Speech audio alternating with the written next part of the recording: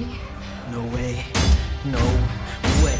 Hey Hawkins peeps, have you heard the news? Your favorite 80s themed sci-fi thriller Stranger Things is coming back for its 4th installment. As a perfect gift for the fans and viewers of the series, Netflix has released a teaser trailer for its 4th season, and we just saw someone come back from the dead. At least we think he died in the last season. So for today's topic, we'll be discussing Stranger Things Season 4 and how it's about to change everything we've known so far. But before we dive into it, please give our video a thumbs up and subscribe to our channel, and make sure the notification bell is on too. And now back to the topic. For those of you who haven't watched the series yet, Stranger Things is an American sci-fi thriller that premiered in July 2016 on Netflix. Created by the Duffer Brothers, the story took place during the 1980s and started when a group of young boys loses their friend under mysterious circumstances that coincide with the appearance of a mysterious girl with telekinetic abilities. Little did they know that this is only the tip of the iceberg. And as the show progresses, the secrets of their small town in Hawkins are slowly uncovered, along with supernatural occurrences, while the search continues for the young boy. The series is heavily inspired by the pop culture of the 1980s and draws inspiration from the likes of Stephen King, Steven Spielberg, and John Carpenter. What happened so far? The past 3 seasons have been nothing short of intense. And that being said, we're looking forward to what we have in store this coming season.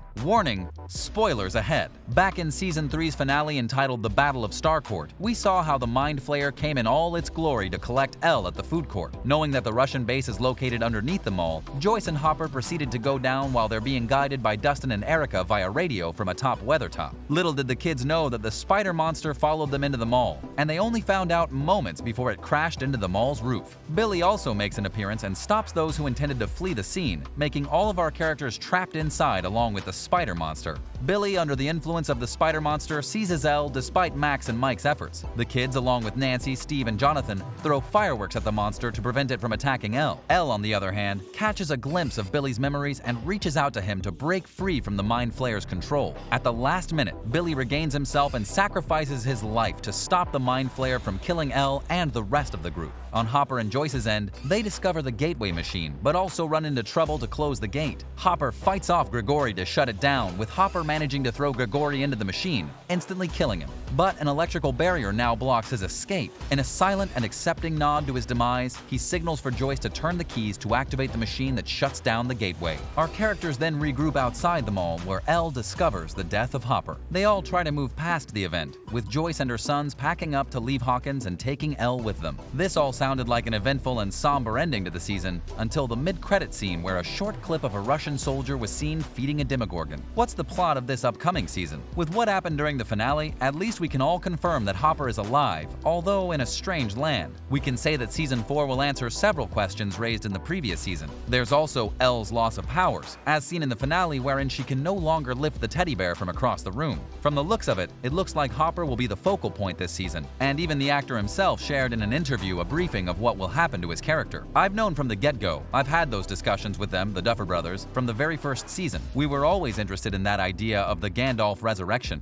Gandalf the Grey who fights the Balrog and then becomes Gandalf the White. He shares in an interview with Total Film. Undergoing death in some kind of way, his character changed, and so will resurrect in some way according to Harbor. So we'll see a very different guy going forwards. The same guy, but in a different vein. It's a very cool thing to be able to play. During the Liverpool Comic-Con back in April 2020, Harbor also shared how more of his backstory will be uncovered during Season 4. In Season 4, we'll give you a big, huge reveal about Hopper's backstory, which we haven't really told you about. We're gonna express it in a big way. It's my favorite thing about him that you guys don't know about him yet, but it has to do with these backstories of New York, Vietnam, and Dad. Harbor continued, if you still remember back in Season 2, Elle saw a bunch of boxes back in the attic that was labeled as Dad, New York, and Vietnam. Who will be returning as a cast member in Season 4? Returning this season will be our favorite nerds, with Finn Wolfhard reprising his role as Mike, Caleb McLaughlin as Lucas, Gaten Matarazzo as Dustin, and Noah Schnapp as Will. Of course, Millie Bobby Brown will also be returning as Eleven, and we'll see Sadie Sink as Max, Natalia Dyer as Nancy, Charlie Heaton as Jonathan, Joe Keery as Steve, and Maya Hawke, who was recently introduced last season as Robin. Lucas's sister Erica, played by Priya Ferguson, will also be bumped up to a series regular, and of course, where would the show be without Winona Ryder as Joyce? In Season 3, some faces from the previous seasons also also made an appearance. For one, there's Dr. Sam Owens, played by Paul Reiser.